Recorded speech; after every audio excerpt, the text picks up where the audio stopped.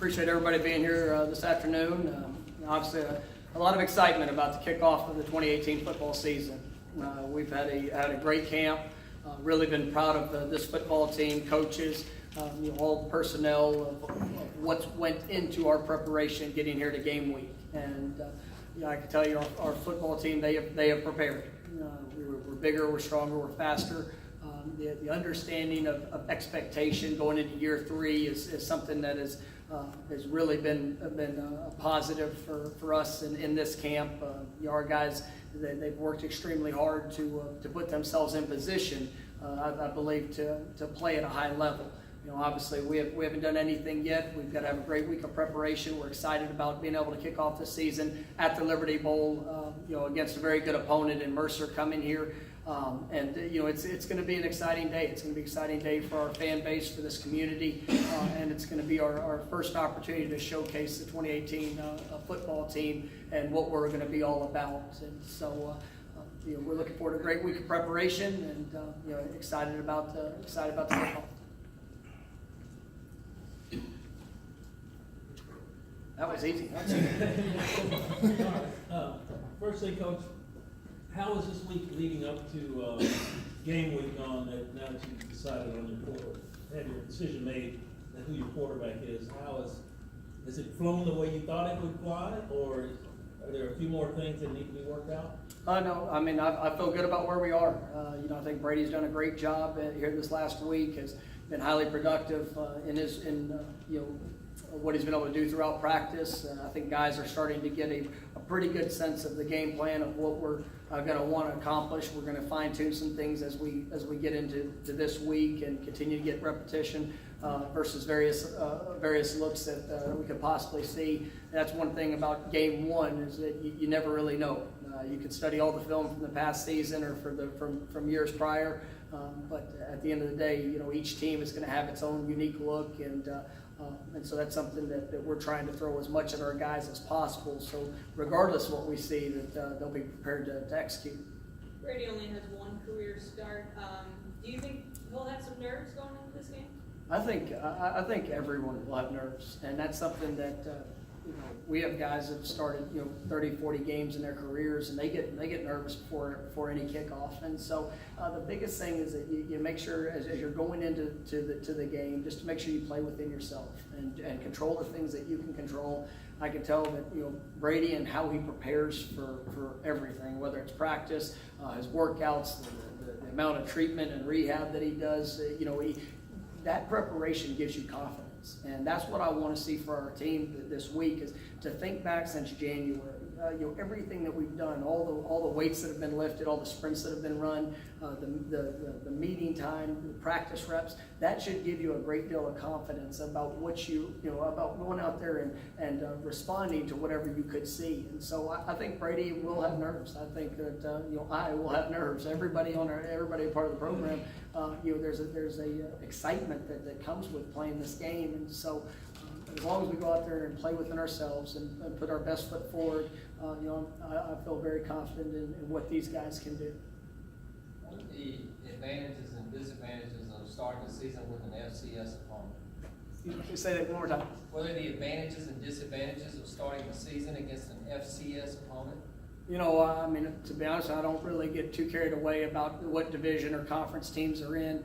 I look at every opponent the same. I turn on the film, I try to evaluate the players, evaluate the schemes, and then try to put ourselves in the best position to be successful. I can tell you that the Mercer team that's coming in is one that is a team that is on the rise. You could see that it's been a young football team. It's a program that just kind of restarted a few years back. Coach Lamb does an incredible job. You can see that the determination and the culture that has been established there is one that, they play relentless. You look at this last season, they went through some growing pains. They had four games that came down to less than a touchdown determining the outcome that they came up a little short on. But like you turn on the Auburn game last year, it's 17-10 with 4 minutes left in the game, and they're right there with them. You always one of the things I always do when we start evaluating an opponent, I turn on their kickoff coverage unit, because I believe that unit more than any other will tell you the heart and the drive within a football team. And they had the #1 kickoff coverage unit in FCS football last year. This is a team that has a lot of experience returning. They're very capable, and so our guys, we really don't care what conference they're coming from. We know we got a good football team coming in here. Tyrez is listed as starting safety ahead of Perry. What did you like about him from the preseason camp? Tyrez has really grown, at a high level in how he communicates. I think, last year he was coming off of really a shoulder injury that, kind of, I think at times might have, helped him or assisted him in playing a little bit more cautious than what I think he wanted to. Really from spring football on, I mean, he's been playing at a high level. Josh was banged up a little bit here in camp, and missed a few days, and so Tyrez has really maximized the opportunity. And you look at our defensive depth chart, and there's guys that you have to put starters, and guys are in that first role. But I look at have a 3 to 4 man rotation at safety. I basically view us having 4 starting inside linebackers with Curtis, Tim Hart, JJ and Keith. That defensive front, we're gonna be able to roll a good number of guys on up front, being able to keep guys fresh and throughout a game, and that's something that you're hopeful for as a coach. I do believe our depth is as good as it's ever been, but it's also good that guys have elevated their level of game to where I believe they can help us come Saturday. Looking at Mercer, how tough is it to prepare for that first game of the season without any game tape to go off of from this year? And with that, what are you kind of expecting from them schematically that you guys are preparing for? It's the hardest. It's of games starting the season. There's so much excitement. There's so much a build up to the first kickoff. But I really don't like first games because of what you're talking about. There's so many unknowns. You hope that you don't put too much in or put too much on your players because on one hand they've got to go out there and they have to be able to execute. They have to be able to play fast. But there's so many different variety of schemes that you could see, and you really don't know the identity of what the opponent's going to be because there are new pieces. They've had a couple of transfers that have come in, much like they're probably feeling the same way about us, not knowing fully what our identity is going to be with the key people in place for us that are starting on both sides of the ball. So, the biggest thing we try to do is we try to focus on ourselves. We try to show them, different looks that could come up, and then, make sure we get as good as executing against the variety of looks as possible before Saturday. This city is so ready for the football season to be here, just as you all are too. Does it feel any different this year than your first year and your second year in terms of the overall buzz going on? I think that the excitement around University of Memphis, Tiger football specifically, is at an all-time high, and we take it's very humbling for us to go out there on Fan Fest and see between 800 and 1,000 people in 100-degree weather sitting around a practice field. That was incredible. You go up to Jackson, and when we had a scrimmage there that was open, and just the number of people that are there to support what this team is all about. It's a wonderful compliment, and I think everybody's ready for football season to begin. Everybody's ready to get in the Liberty Bowl. We need a big crowd here on Saturday. This is a celebration. It is a celebration of Memphis come Saturday at 6 o'clock, and we understand that we represent not only this university, we represent this city, and our guys are excited to be able to run out of that tunnel and to show what this football team's going to be.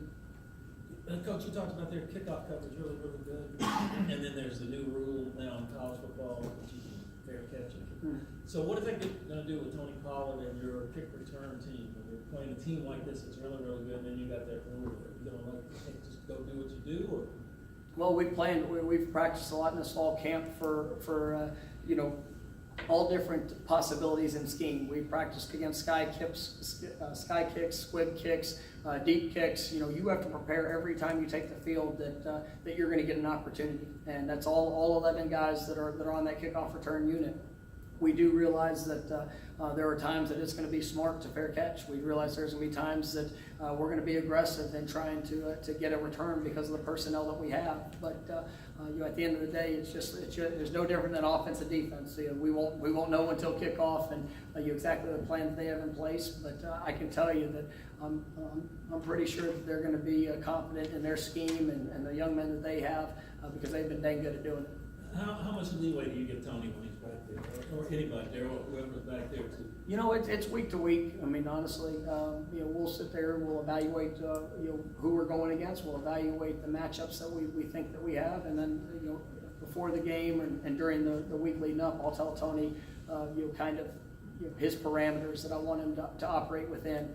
There were times last year I said, if you catch it coming forward, you can take it out. And when he lined up with his heels on the back line, I had a pretty good feeling that he was going to be coming out because he was going to ensure that. But on the flip side of it, we're going to look at we're going to be smart, and that's probably the thing that I respect about Tony Pollard as much as anything is that everybody wants the ball in their hand, everybody wants opportunity to make the play, but he also realizes there's certain kicks, there's certain placements that it's best for the team just to take what they're giving us and put the ball at the 25, and Tony's done a remarkable job his last few years doing that. With Joey and now Sean in the mix with both tight ends, how's that going to help the offense this year having both guys you can rely on? That's something that it really, we've grown the last few years being able to do that. Our first year we had Danny Montiel and Joey, and then last year Joey and Sean. I think you saw as Sean developed later in the season, really kind of being sparked by that Houston game where he really showed up at a high level.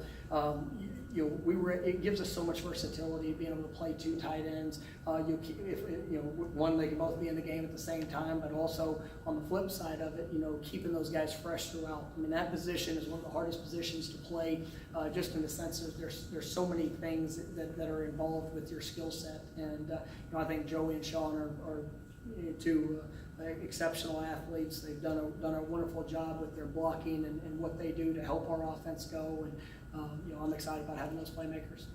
And also Sam is listed here as well. What have you said about his growth, just coming back after those two injuries, just his determination, his perseverance, just to get back to this point? I mean, it's been a battle for Sam, and we knew that this was going to be a process that we were going to have to make sure we managed him throughout it. And it's been something, even in fall camp, we've had to hold him at times and kind of bring him along at his pace. I told him that our goal was to have him ready to go by September 1st, and we're gonna continue to try to get that done. And Sam has put in so much work, so much time in his rehabilitation, in the work, in getting his body conditioned, making sure that he has a full understanding of the offense and what we're going to ask him to do. And I'm really proud of that young man. Now, what that's going to lead up to Saturday, we'll see as the week progresses. But we're definitely glad that he's here and a part of what we're doing. I don't want to get into specifics, but how different will this offense look with Brady as the quarterback compared to Riley? What changes? I mean, I think it's not just one play. I think that any good offensive coach or any coach in general is going to build a scheme around its playmakers. And I think there will be some differences in what we do, but I also think there'll be a lot of similarities. On the same hand, we're going to try to work around all the personnel. Obviously it's got to go through the quarterback, his understanding and being able to distribute the ball, whether it's in the run game or pass game. But I think Brady and the quarterbacks that we have give us a lot of versatility in how we want to attack, because they're all very intelligent. They are playmakers. They can extend plays with their feet, as well as stretching the field with their arms. So it's going to be fun for me to watch. We have a plan going in game one. I can tell you that we had a plan going in game one 2 seasons ago when Riley was just taking his first snap, and we were able to evolve as an offense to fit him as he got that experience. And I see the same for this offense this year. Self-scout coach, what would you say is the strength of your offense? Is it the running game? Is it your wideouts? Is it your offensive line? I say that I'm excited about our core, and I think we have exceptional wideouts. I think that our the running backs are dynamic in every way. But the core of our offense, the guys up front, you can see a different mindset. You can see that should be an area of strength for us. We have 4 returning starters. Dylan Barham, he's going to be making his first start at left guard, and he might be one of the players that I'm most excited to see run out of that tunnel and play in his first game, because what he's been able to do through spring ball and this fall camp is exceptional. And when you tie those guys with the tight ends that we have, just the overall mindset of that physical nature, I think the core of our offense can really make us go, and then give opportunities for the one-on-one matchups outside for the running backs, tight ends, and receivers when we get the opportunity to do that. Coach, do you have any pregame rituals? There's a lot of pregame rituals. Yes.